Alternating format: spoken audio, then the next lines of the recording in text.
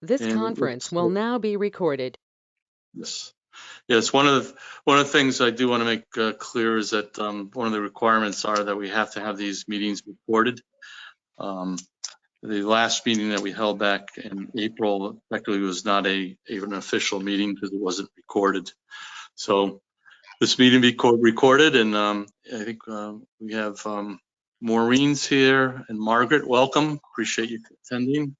And we have Rich and myself, and I think that's everybody, right? Did I miss anybody? Like, Yeah. Mike, did you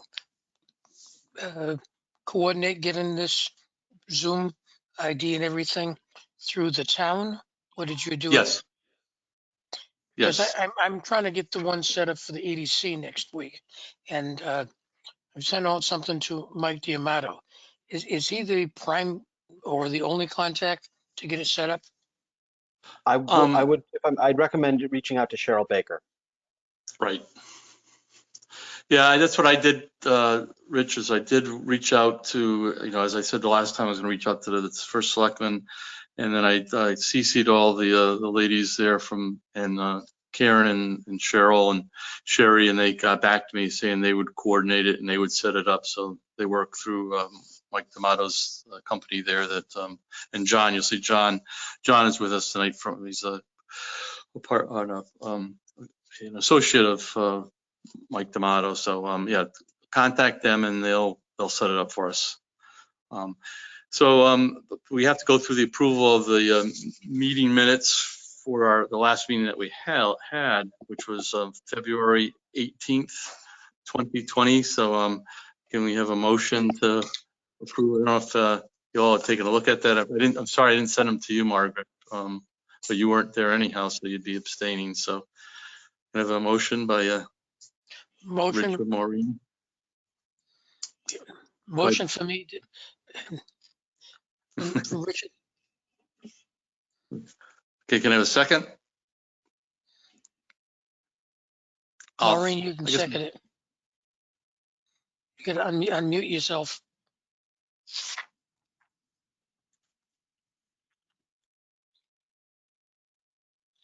There. Is that better? Can you hear me now? Is that better? Okay. Yes, thank you. Thank you. All in favor? Aye. And do we have any abstentions? Margaret, you're abstaining? Okay, thank you. Moving on. Thank you. Communications and announcements. I just want to mention that the last time we talked about Gwen has a conflict. She has the new job, new hours. And so we're looking to move the meetings to a time when she might be available and everybody else is. So it looks like it's the first Monday of the month. And Rich, you're okay on those days, right? As well? Okay, yep. So that's what we're looking to do. And she still has, I guess, gets home like around 7 or so. So I probably would have the meetings at 7:30 on the first Monday of the month. And it looks like that even though that's when the first selectmen, Board of Selectmen will meet, we can still have a meeting because they can do multiple go-to-meeting conferences at the same time. So that's what I'm going to propose to do. I think the next meeting then will be June 7th at 7:30, and I'll coordinate that through the town to get that set up. Also, I just want from communications from last time too, just the state had that initiative, I think I mentioned the last time, that it rolled out regarding the COVID-19, the unmet needs. They basically were working through the two councils of government here in the region, the Southern Connecticut Council of Governments and our friends from NECOG with the State Division of Emergency Management and Homeland Security.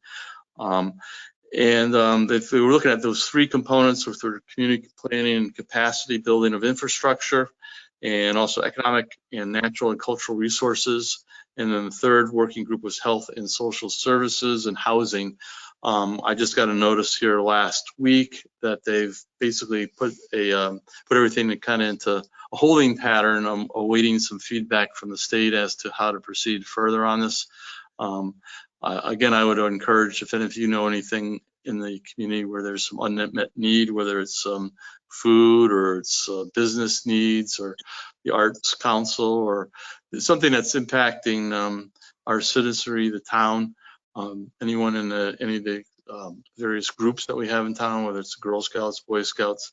There may be some funding available. We just have to let somebody know, and this is kind of the mechanism by which we do that, is to go through these groups, and then they kind of move it up to the state. And again, it's kind of a twofold process in the sense that they're trying to really identify the things where we need help, and also then trying to match that with potentially some funding source if that's what it takes, if it's a funding source kind of thing. They also are considering whether there might be some need for legislation, could be part of the solution as well. It's not always a monetary solution, but again, we have to make them aware of it. If we don't bring anything up, then they're not aware of it, obviously, and there's no help or change in what's going on that could be potentially improved on. So that's what I wanted to just touch base there. So does anybody have one thing I did want to mention regarding that whole situation that's kind of interesting? I think there's some change happening across the country, though. A lot of the places, service industries were hit hard by the COVID, obviously, and a lot of them are having difficulty finding employees to come back for a variety of reasons. People moved on to get other jobs that were probably better paying in a sense. Had benefits and things like that. And obviously, there's people that are concerned from this health risk, although hopefully those are beginning to mitigate. And others have concerned about whether the unemployment situation just made it kind of unattractive for people to return to work until such time as they could maybe possibly collect more than they were making at work type thing. But I think there's some moves afoot around the country and here in Connecticut to kind of begin to look at those situations. But that could be the changing landscape that we're all faced with across, whether it's a restaurant or the arts. Were impacted by this, and a lot of those type of retail too as well were impacted. So anyhow, anyone else have anything else they'd like to add under this communications and announcements? Yeah, yeah, Mike, there's been several postings on the Ashford Community Connections by Tammy Nuccio, and indicating opportunities that the state is funding, including mentoring, small business activities. So I think we ought to look at some of those and maybe contact her to see if there's things that she could help us with.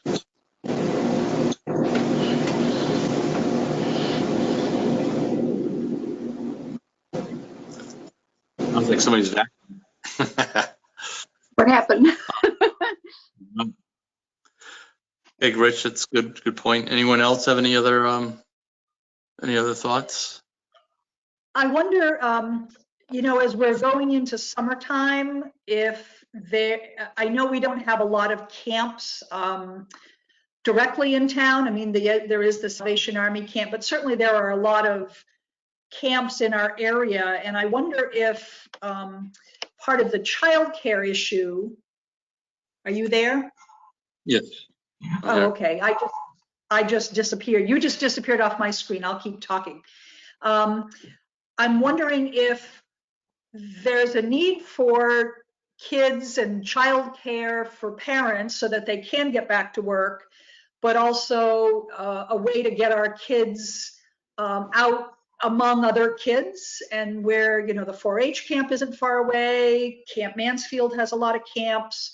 The Salvation Army here in town. I wonder if, I don't know what the school district with any of their COVID funding, if they're, helping with sort of that social emotional need, and also to assist parents, through this transition from now to when school starts again. But that could be an area, offering camperships or something to that effect.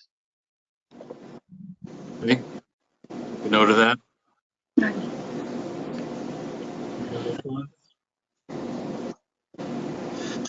There was one more thing. I think it was in the obviously in the Citizen Bank, but the town did have a foreclosure sale along with the town of Willington for the Keel Rock property.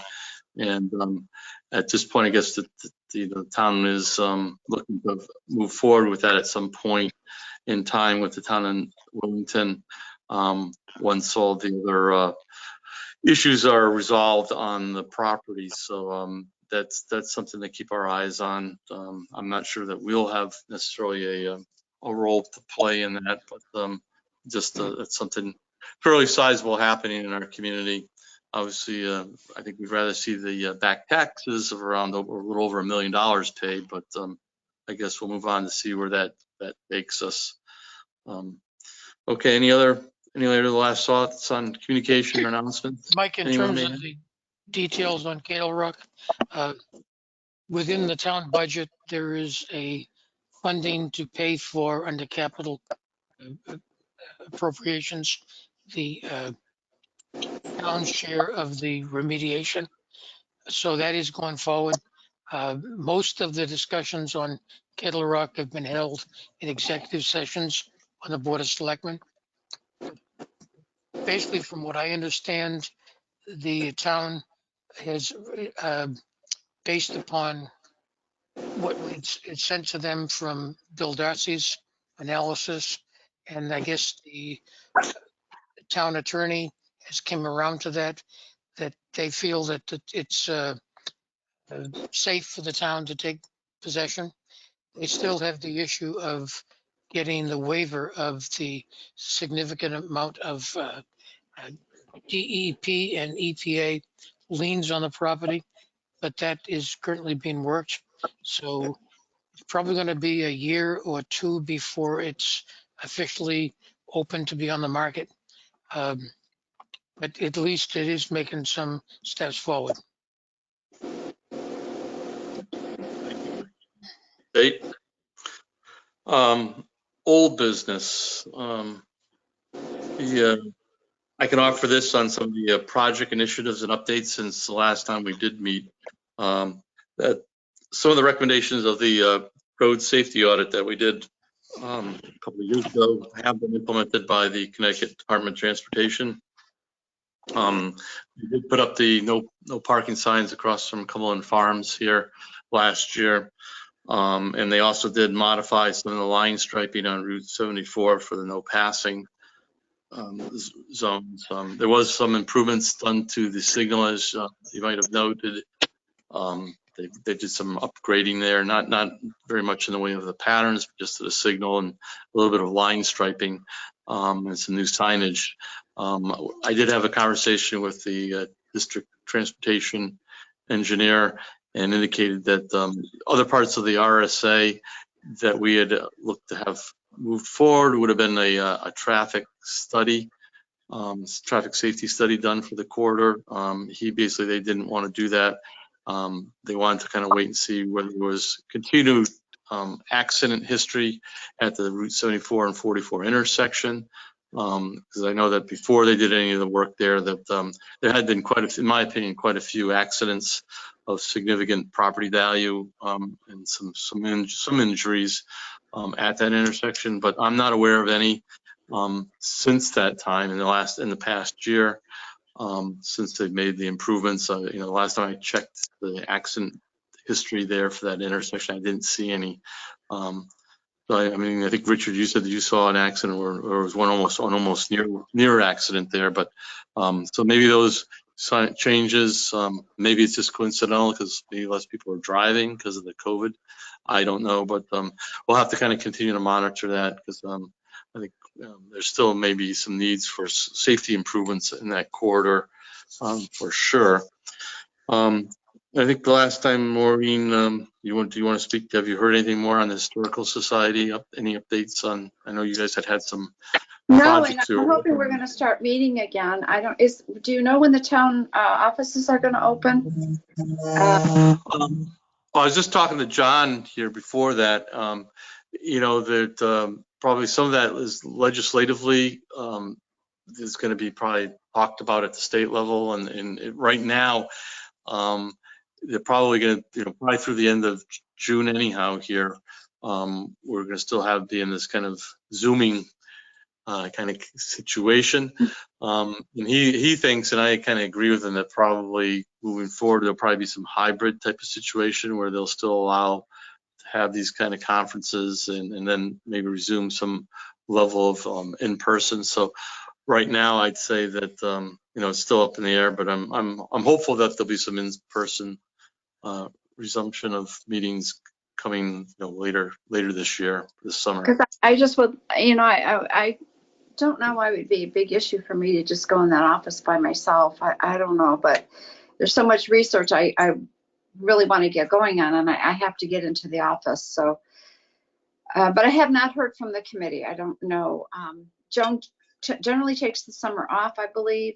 She goes and stays with her daughter. So maybe I'll try to get a hold of her. If I haven't, I'll try with the vice president or with Barbara Metzak, because I really want to get back on that. I miss her. Kind of jumping in on a couple of different things. There was a discussion of reopening the town offices at the Board of Selectmen meeting last night.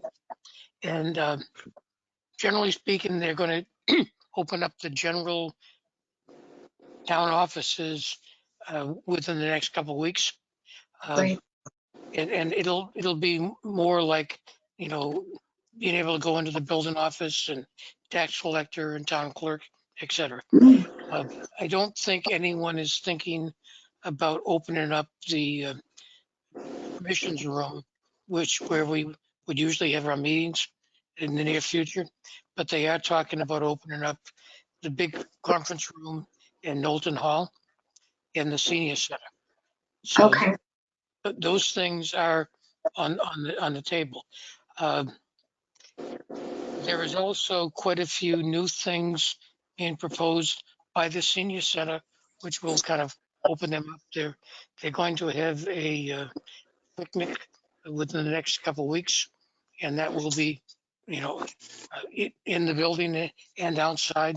So I think there's going to be, more things happening within the Good. town that way. Good. The library, I believe, will be opened within a couple of weeks, but there's still a lot of pushback from some of these town employees as far as opening up. So that is being met with the Board of Selectmen wanting to have things open. So I think we're going to see some amount of opening within the next couple of weeks. Great. I don't think we're going to be in a position of having these kinds of meetings other than at Zoom for the near future, though, because Okay. I can't see everyone getting together in that little room next to the elevator in the near future. So, We can meet Thank you. outside. yeah, well, It'll be kinda nice. there's people that's done a lot of things. There's been a lot of meetings at the Lake Chaffee Community Center. There's been a couple of meetings in the parking lot outside of Knowlton Hall for different things. So Right. Right. people are starting to realize they're going to get back together again. But there's still an awful lot of things that are not open in the town. Right. I mean, if we look at what is physically open within the town, the Wooden Spoon still is only open for breakfast and lunch, not open in the evenings anymore. RM's Bar and Grill is totally closed. The Midway is open, but it's, not really that well staffed at this present time. They're trying to find people to hire so they can staff it back up. So we don't have a lot of things open. I guess the dairy bar is open, and that's been open, but there's more not open in town than there is open. Right. Maureen, I mean, your group is really more of a private group, so you guys probably could hold your own kind of meetings, whereas this group, because we're sanctioned and fall under the Board of Selectmen, I mean, we have to kind of follow the guidance of both the town and the state, which is a little more restrictive. I mean, I'd love to do an outside meeting if it was, you know, if we were staffed, we could probably do that in an informal meeting. But when you're asking to have the public come, or the public can come to a meeting, you know, we're a little more restricted in our ability to do the stuff that seems like it would be practical to do sometimes. So, Yeah, nice, yeah. but I think. Go ahead, I'm sorry. No, go ahead. I'm sorry. No, it's not really RSA, but are we still good with the situation we had with the trucks across from Cumberland Farms? Do you think we've resolved that? Remember how that was an issue about them? Does that still seem to be okay, or because we did see an improvement, right? Yeah, I mean, I personally have, you know, not that I go by there as much as I was, but I personally have not seen any trucks parked there since they put the no parking signs. So, Okay. you know, they put them on one side. They didn't put them on the Cumberland side, but I haven't seen any trucks parked there. So I haven't seen any posted at the Facebook, and I don't know if anybody else has had any different experience, but it seems like it's working. Yeah, the trucks, instead of parking on the street, are parking in the library parking lot. Oh, that's okay. Yeah, Cumberland Farms has reduced their hours too when I was by there. They're not open 24 hours now. I don't know if that's temporary or why or anything, but I think they're closing at 11. So FYI. Well, I think they posted it to the one of the community boards saying, I think it was more or less due to some staffing issues. That makes sense, yeah. Okay, anyone else? Talking about getting people involved, I had a long conversation with Ray Fenn the other day, and I was trying to encourage him to log on to these meetings. If he couldn't do the Zoom thing, just go to the conference call thing. And, you know, I was hoping he was going to be on tonight, but I guess he isn't. But, you know, he had done a lot of work at one point in time on figuring out a way to link West Ashford to Warrenville, and it involved, you know, kind of going off the road and on some property that was to the, I guess it would be the north side of the road. But I guess he wasn't up to logging on tonight. But I think anything that we think about doing in terms of that project, we got to somehow find a way to bring Ray back in the loop again. Yes, well, I mean, is there any other old business anybody has? Because that was going to be some of the things we talked about our new business. Any other thoughts? Okay, well, new business, kind of what we could be doing, and I think we kind of talked about the possibility of a community connectivity grant. And I think we've got to think about whether that's something we want to pursue in the sense of bringing that forward to the, you know, Board of Selectmen ultimately. And I just want to give you guys some facts about that program. It certainly, that program is really centered around providing, you know, pedestrian and bike access. And certainly that corridor would fit that bill. I think one of the things that has to be understood is that grant program is between $125,000 and $600,000 has typically been the grant award, and that's strictly for construction activities. It doesn't include any design work, any right-of-way acquisition work, any construction inspection work, any other work that is not basically physical construction. So that would mean that the town of Ashford would have to come up with the funding for those types of things. And, you know, that section of road, you know, to me, I've looked at it a million times. And the section that Ray talks about, there's an old path on the north side, but the north side obviously has a lot of physical features that would make it quite expensive if you were considering just putting a 5-foot sidewalk. And if you're looking at a bike path, you're probably looking at something you really want to have. Typically it'd be like about 8 to 10 feet, more like 10 feet. The other side, the south side, has probably less physical impediments, but certainly would not be cheap either. And you look at just about a mile worth of construction activity. And to me, you know, that $600,000 for construction would be kind of on really be pushing your luck to get something constructed for that. And then on top of that, like I said, the cost, just to give you an idea, engineering design fees typically can run 10 to 15%. And, maybe you're lucky you get 10 to 12%. So you're looking at, anywhere from say $60,000 to $100,000 for design. Then if there's any right of way, we're looking at that as well. I'm not sure the right of way there. It's a state right of way, so you obviously you're looking at probably building at least slope limits and things like that. So you'd have some right of way cost either to acquire and or to provide some, supporting areas for construction. And then also, construction inspection, because these programs require unfortunately, a lot of paperwork to go through. So you're probably looking at, 50 to 75,000 as a minimum for construction inspection. So, I mean, the town easily could be looking at, 150 to me, in my opinion, 150 to 250 or more, depending on what what right-of-way impacts would be. To do something along there, to make a connection of some sort. So my question to you guys, ladies, is this something we want to move forward with? I mean, this is something we've kind of talked about. Do you think there's the fiscal fortitude that the town would have to be willing to support paying for something like their part on that? And or if there's any cost above and beyond 600,000, then that would be borne 100% by the town as well. And then, we obviously have to get the support of the community, because obviously anything like that is a budgetary item as well.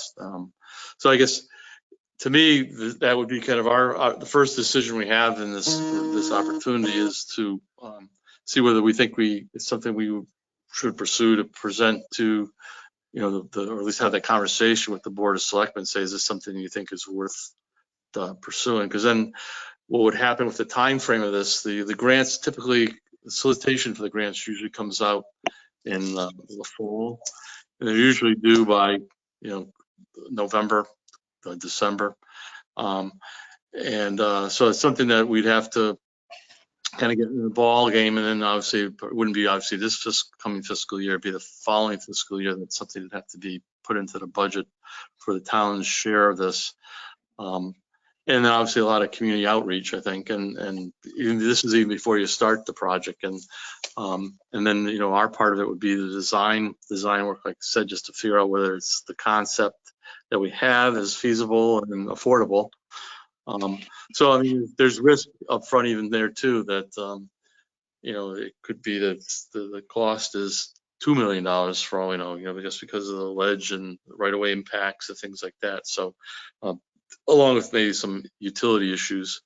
So I guess, what is everybody's thoughts? I'm not trying to play a downer on this, but there's some realization of things here. Obviously, some of you are obviously all aware that Nord has a vision for a bikeway, and obviously that's something you could blend into this, and I think that would add to it.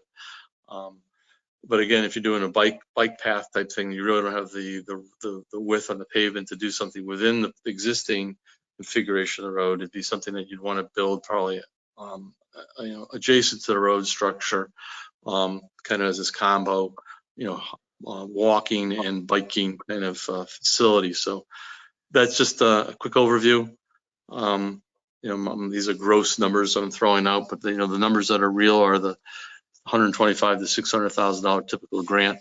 The only other caveat in all this conversation is that there's some transportation funding underway that the president's trying to work through. That seems like it's going kind of in a different direction, or probably maybe less than was originally talked about. And a lot of that's for existing infrastructure, of course, but we really don't know all the details either. But there may be some funding to be available for this type of thing as well. But our corner of the state's kind of the forgotten corner in a sense too. It may be quiet, but it's forgotten at times relative to these types of projects. And mainly, I think, because a lot of people just don't want to see that type of project come to fruition here. But so I think it's something. There's a lot of obstacles, but I think certainly there's a physical and relative to financial. But I think it's a worthwhile thought. It's something we've had on our radar for even since I've come to town, I know Ray had a couple of groups with GVI and others way back, 15 years ago that were looking at this similar type of thing. So what is it? Now I've talked, what do you all think? Yeah, Mike, the funding, if you look at what's being done with Cattle Rock, that's being done as a capital appropriation. So I think if that can, survive as a capital appropriation, so could this. I don't think this could be feasible as an expense appropriation, just given the situation with the budget for the town. So I think we would have to have a discussion with the Board of Selectmen to get them to come on board that this could be a addition to the capital budget. That budget is not totally set in concrete right now. They're still, debating it, and they're going to have a referendum on the budget in a month and a half or so. So I would think the first step in this would be to discuss this with the Board of Selectmen. Well, also, it's too bad we can't have a stakeholders meeting because, in the guidelines for the connectivity grant, it recommends having informational sessions, but doesn't require that. But that's like a huge commitment for this town, and then you're going to have an administrator who's going to be overseeing all this. Are we still talking about a bike path on 89? Because there was talk before about so kids could ride their bike to school. I mean, I just, that really, I don't like that at all. Is that what we're talking about here, or no? What are we talking about for a bike path? The original RSA kind of looked at the corridor, the 4474 corridor. So this would really be connecting, the town hall complex, library complex to the intersection of 74 as a starting point. There's a number of different groups have had bike rides, both motorcycle and traditional bikes through town over time. I know that we're working ADC. We're working with the owner of the old Sneakers. There's potentially a new restaurant that could come in there. So we're trying to tie this into the tourism part. The things that what are the things that Ashford offers? Between it has the trails, it has the the different bike events and things. So this could be a way to tie that into safety. It's is it an investment of this kind, the type of thing that town would be at the top of their priority list? I don't know. It's certainly this town has a lot of needs. This is something that a lot of other communities have different sidewalk programs and projects and things where they have networks and things. And so this would be kind of our beginning of a network on a very heavily traveled section road where I personally have seen a lot of bicyclists going up and down 44. This would be the way to make that, at least that section of it, safer. But Nord's bigger vision, extends bikeways on 89 into other places, into other towns. But this would be just one little piece of that. Mm-hmm. Yeah, I think, Maureen, there's really two possibilities. One is a walkable, bikeable path from West Ashford to Warrenville, and the other is a bike path along 89. And I think that anything that we would do on the bike path would only extend to the portions within Ashford, since we're talking about Ashford monies. And I think that the issue that would need to be addressed is if the state requires Ashford to pony up for the engineering part of it, then we need to have the Board of Selectmen on board with that. So I think as a step one of all this would be to present all of this to the Board of Selectmen sooner rather than later. So think, my Margaret? perspective on this is that we should start at the beginning, which is what is the future of Ashford, and how would that particular investment align with how would residents who would be paying for it out of taxes, because we don't have much of a commercial tax base, what would the benefit be to the most of the tax base? So, if you talk about where you're connecting people who live at the senior center, the senior housing, folks who live in that part being able to more easily and safely connect to, say, Memorial Park. But you got to think about, how many people live, who would be personally impacted by that.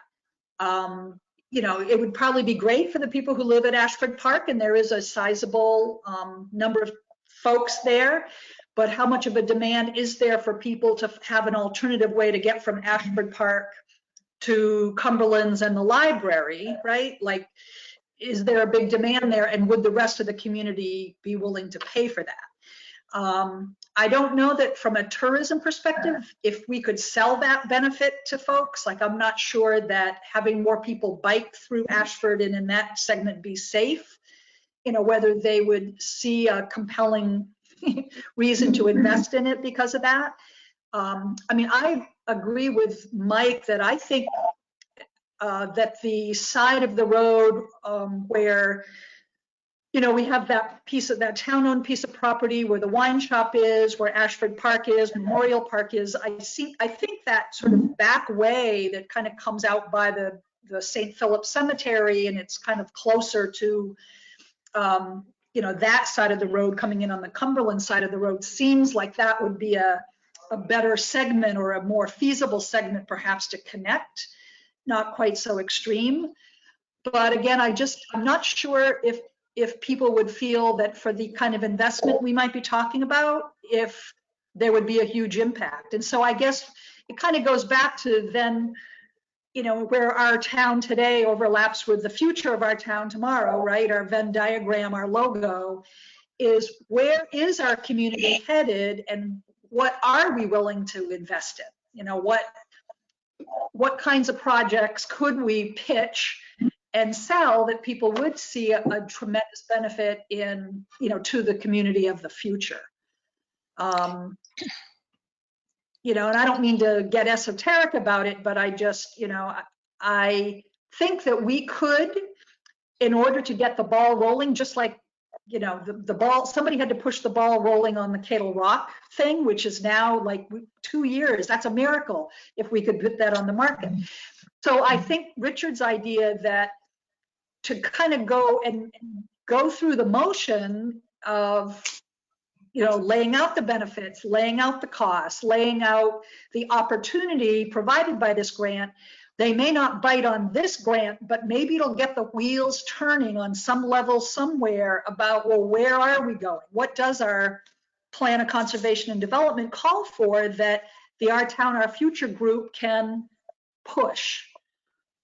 Because if we don't start to bite on some of these apples, right? I mean, we're never going to get anywhere. So, maybe it's worth the effort, even if we in our hearts don't think that it will go forward, but maybe it will at least forward some discussion about what would be a major investment we could make that will improve our community. I've not been going back and forth to stores as much recently, but I was doing physical therapy there 2 or 3 times a week. So I was driving along 44. I would say at least 80% of the time I would drive through there, I would see someone walking along 44, holding some plastic bags, having gone shopping at Dollar General and working their way back to Warrenville. So from a safety viewpoint, that's not a very safe area to walk alongside the road. So there's a demand of people wanting to walk there, but they're walking in a very unsafe area. So coming up with a way to provide a better connection between West Ashford and Warrenville could almost be sold on a safety viewpoint rather than a economic viewpoint. It's literally, there is on the side of the road as you go through some of the tight areas there, there's no more than 2 or 3 feet, people walking. And sometimes people, and the traffic there is pretty aggressive, especially with trailer trucks coming down the hill there. So, you know, I think that's a way to sell this thing on its own. And I go back to the point that first step is to get the Board of Selectmen on board. This area has not been on their radar screen, but I think we could put it on their radar screen. Well, a project that I would really like to see, but it's not within the confines of pedestrian or anything, is getting some sort of equestrian route. That people really want that, and that involves just getting right of ways through other people's property. But looking forward with where is Ashford going, that would be really nice to have around here. There's a lot of horse people around here that are trailering away from here. If we could ever get that going, but it's not within the confines of this. But I think it would be very nice for this town if we could flaunt that. But we'll see. In some of the tourism meetings that I've been attending through the economic, the Northeast Economic Development Group that's part of the Mystic Country, apparently the Last Green Valley folks, the Quinebaug-Shetucket Heritage Corridor, has a special grant that they've tackled having to do with the rail trails. Mm-hmm. And I think that they've, seen that the rail trails in our area can become not in Ashford specifically, but in the region, but that there is enough interest in these people having the opportunity to bike, walk, ride horseback on some of these types of trails is a huge opportunity and a recreational need. So, it'd be interesting to kind of see what they're doing with that. I mean, we're probably, we're a long way from where the rail trail crosses down in Pomfret, but, that notion of trails in general, is interesting. Yeah, they're already doing that. A lot of places I've ridden on there, and it's awesome because it's a beautiful wide path, and a lot of people do that. And several places you can join up on it. Maybe we have to build a railroad spur first, then we can do trails. So how about I do this? I'll put together some talking points, kind of highlighting the pros and the cons on this subject matter, and get it out to everybody for you all to kind of put in your 2 cents. And then that's something maybe we can plan on after our next meeting next month.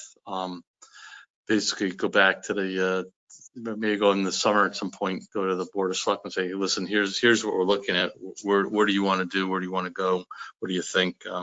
Because I mean, in my heart, this is something we've looked at, and I think it's something that would be, have some visible impact, and maybe even something that would slow people down on 44 from that perspective, knowing that there's something on the side where there's other activities. But my engineering hat, and I'm looking at the cost benefit and saying, well, this is an expensive project that, like to Margaret's point, is it serving a need in the community? There's probably not a lot of people that'll use it. It may offer some, advantage for a slight 1 mile section of 44 for some safety for people using it for events, a couple times a year.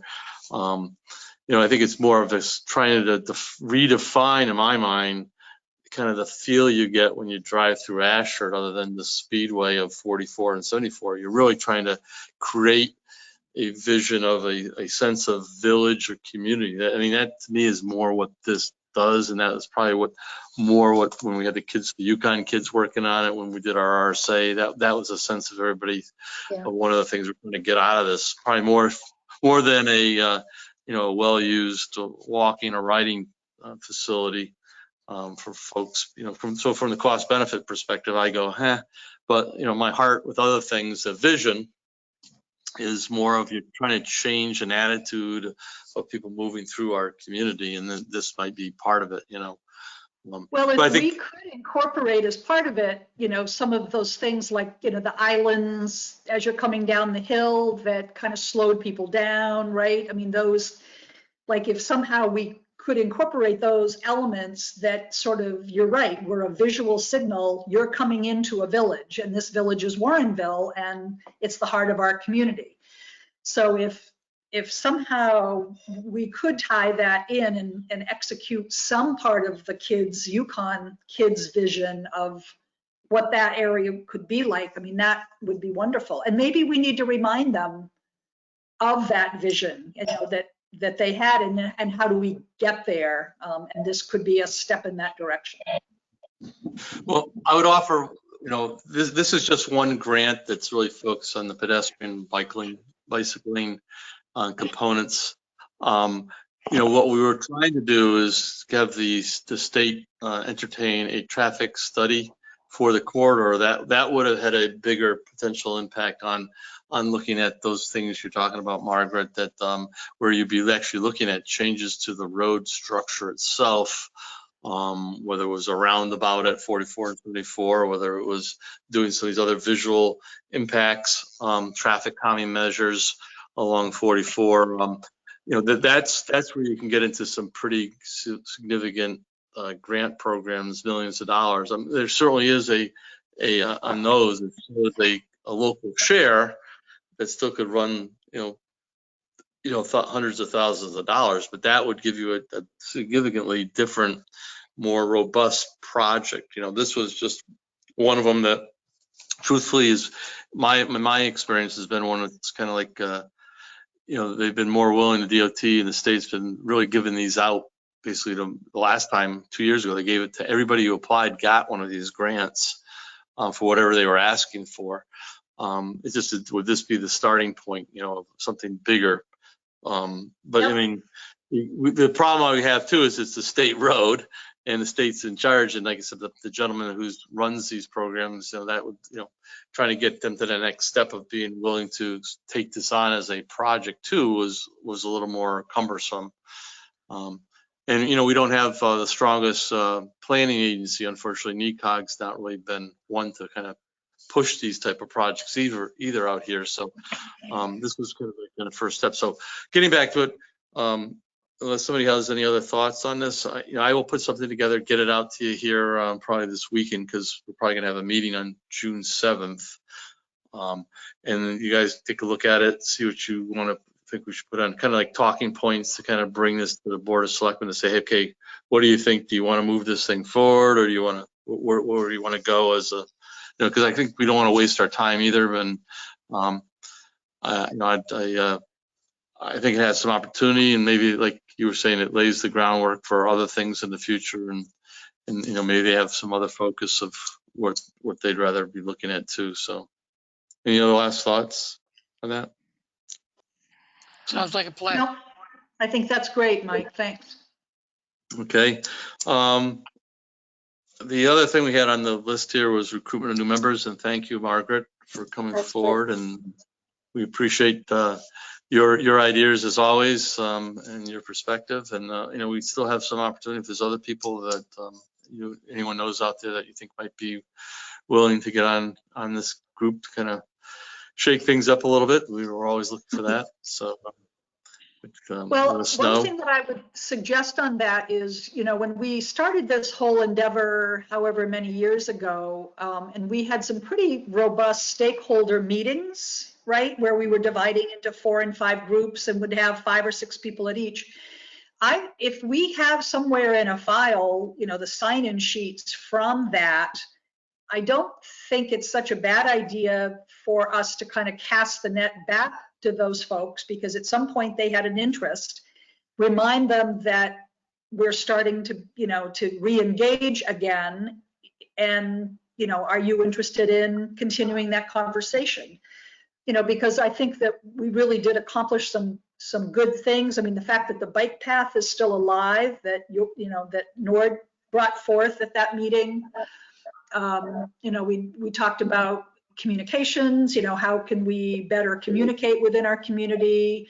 There was, the whole piece about the whole gas station, right? That whole effort to paint that gas station so that it wasn't such an eyesore. I mean, this organization has really accomplished a lot. So, maybe we go back to that original group and see if we can't generate some interest there, either by phone calls, by personal phone calls, if we have phone numbers, because we all know them, right? So we each take 5 people and call them up and invite them to come back. I mean, that would be my suggestion.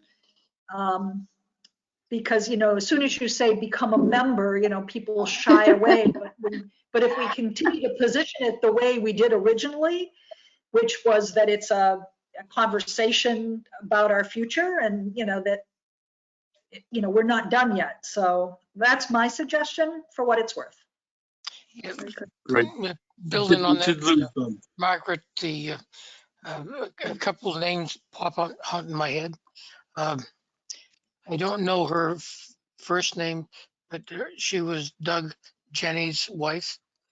Doug Jenny's on Planning and Zoning as an alternate, and she was pretty vocal about wanting to be able to work with the group as far as writing grants, and she had experience in writing grants, so she might be a good addition. Right. Another one that comes to mind is he was very much outspoken. I'm not sure what he did, but Steve Morienko, am I pronouncing that right, Mike? close, you're close. But he was Mr. I want to have better communications in the town, and we tried to task him with heading up an effort in that area. Nothing ever came of it, and but I think we've got better communications in the town, by default. I mean, if you want to see what's going on in the town, just go to the Ashford Community Connections, and there's a post on almost everything there these days. So, and we're doing to some extent on our Town, Our Future Facebook page too. So I think there's a lot of communications that wasn't there 2 or 3 years ago.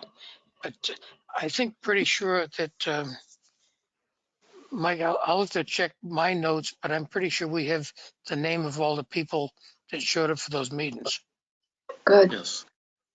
Well, I know that the last meeting we had, unfortunately, right before the COVID thing, and we had some good momentum going, and I think, especially with the various community groups here in Ashford, between the churches and the Salvation Army and the Hole in the Wall gang, and there has been some partnership that came out of that. Some of those people did speak with each other during and after the meeting.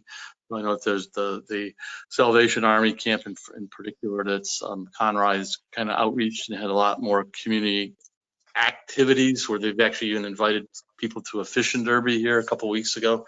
So I mean that was a great thing that came out of it, and kind of because we brought people together.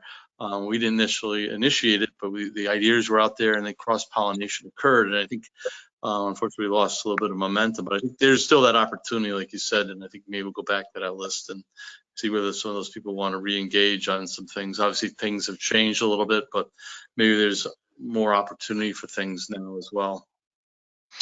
I think the key thing we should keep in mind is that this core group is the facilitator group, not the doer group. Its purpose is to engage other people to do things. So, people that can help organize are important. I like that. That's a great job description. But it's so true. Yes. Any other thoughts, any other new items that anybody wants to bring up or has questions? This is for Maureen. Yes. I didn't stay on the call for the Board of Selectmen's meeting till the bitter end last night. But Okay. one of the items that were on the agenda was the grant for the Tremco house. Yes. So you What might was want to, that? Yeah.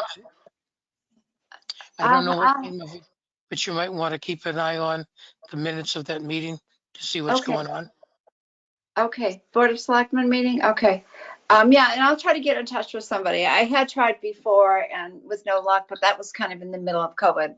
So, even if Joan's away, I think Gina is here, so, I'm very anxious to get back to that. So I will make the effort and give you an update. Just when they issue the minutes, it'll tell you what they did or didn't do. And that'll Okay. probably come out within the next week or so. Okay, I'll check the website for that. Okay. Sounds good. Any other thoughts anybody has? I just kind of going back to the trail thing. I just wanted to remark, I went down to the tennis courts the other day and they really looked beautiful. I don't know if the garden club has taken on the whole landscaping there around the tennis courts or if that's the town, but it looked beautiful. And they'd also done a lot of clearing between the tennis courts, which were always kind of scrubby, and the river.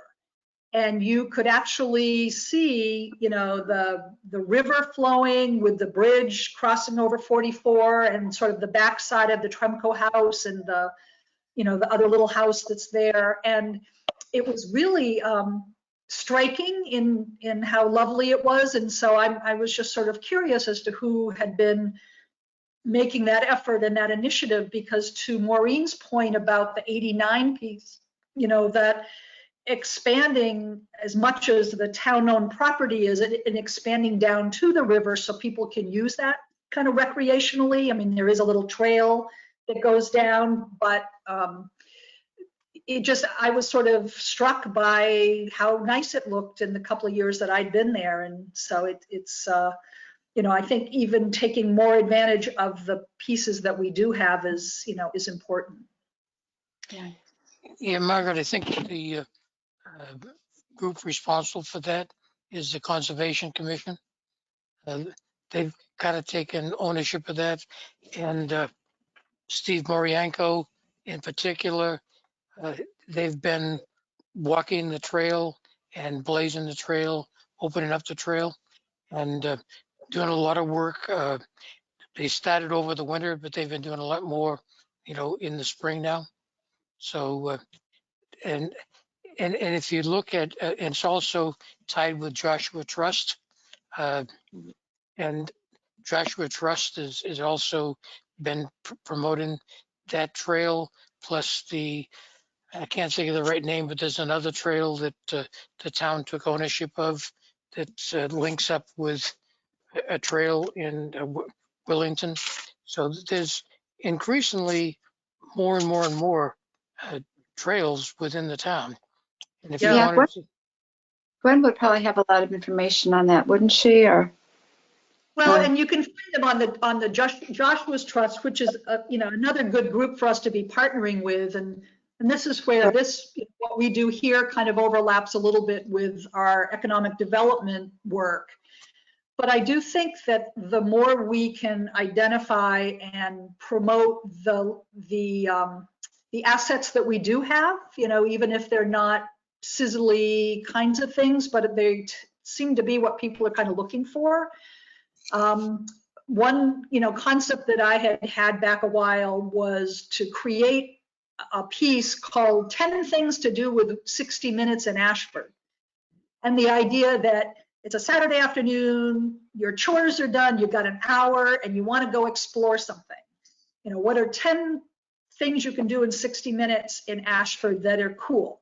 So, you know, it's cemetery exploring, it's trail exploring, it's you know, discovering, you know, the historical society. It's like, you know, all of these little things that you can do. And again, it could be kind of bundled together as, you know, people are passing through and they stop at the dairy bar and there's these brochures there and they're like, hey, look at this. Let's go here and check out this.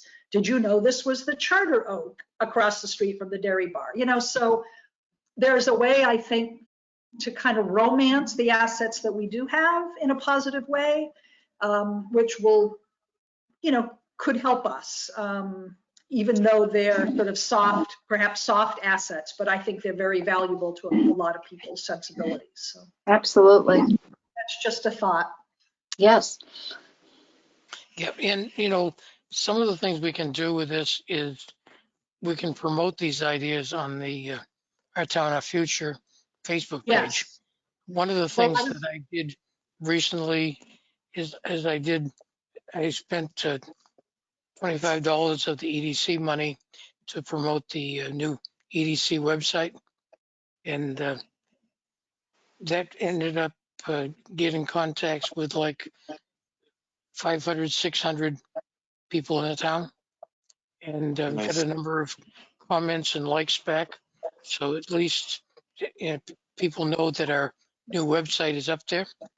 And incidentally, if you haven't looked at it, it looks pretty darn good. So Yeah, we need to get a lot more business pictures up on it. It still looks kind of rural to me, but you know, we can work with Christina on that. I mean, at least it's up again. But if you're trying to attract business, I think we really need to focus on some business assets and, you know, the kinds of things businesses are looking for.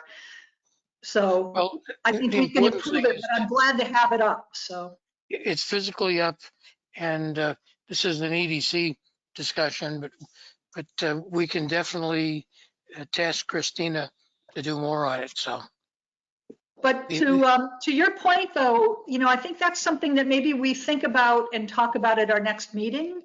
Is given the social media interest in Ashford, and since we do have a Facebook page that does have some interaction, and we can of course share it on whatever pages we want to, is what might be an Our Town, Our Future social media campaign? Do we post a series of questions where we sort of get people to engage through social media with some responses?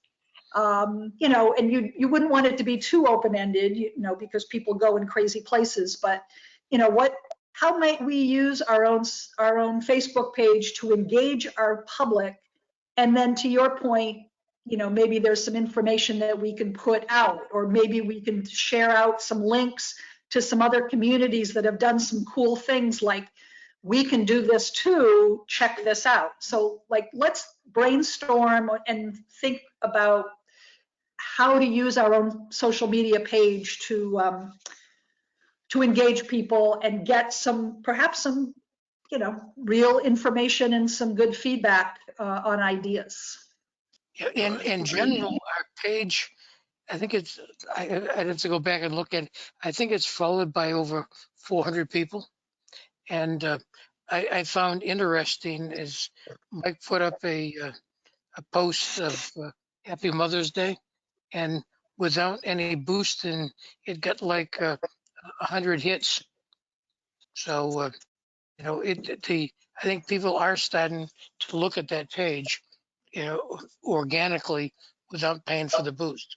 So I think we can use it as a means to promote the things we're doing. Great. I agree. Underutilized asset that we have. Yeah. But it'd be Very nice if good. it wasn't just willy-nilly, if we had a strategy about how exactly we wanted to use it. I know, think I agree. There's only so many holidays in the year that you can wish people happy this or happy that. Well, you know, I usually jump on there and put something up for different holidays. And Margaret, you put stuff up every once in a while. Who is the people behind this page? I've resisted to tell them who the administrators are. Oh, that's funny. Well, I think we've got some pretty exciting things going on in the ag front too, in town. And of course, everybody likes to eat and likes, the rural character of our agriculture. So, there may be some Our Town, Our Future conversations around that. And how better can we support our farms and, what have you. But I think we can focus on that a little bit strategically. Right. And Margaret, it's a separate area. I just got an email from Mike D'Amato, and we've got a Zoom call ID for our EDC meeting, and I did put our Talmadge on the agenda for that. Excellent. Good. I just have to remember to forward it to him when you send it to me. Okay. All right. Any other thoughts? If not, thank you very much, everybody, for attending. Thank you, John, for helping us out, get this thing going. Appreciate that. I think And, John's gone. I move there's to John. adjourn. Do I need to move to adjourn? Oh, yeah, that's right. You can make a motion to adjourn and second. You're a second? I'll second. Third. Oh, good. Okay. You're very good. Well, thank you very much, everybody. Have a great Thank you, weekend. everybody. Bye-bye. Thank you.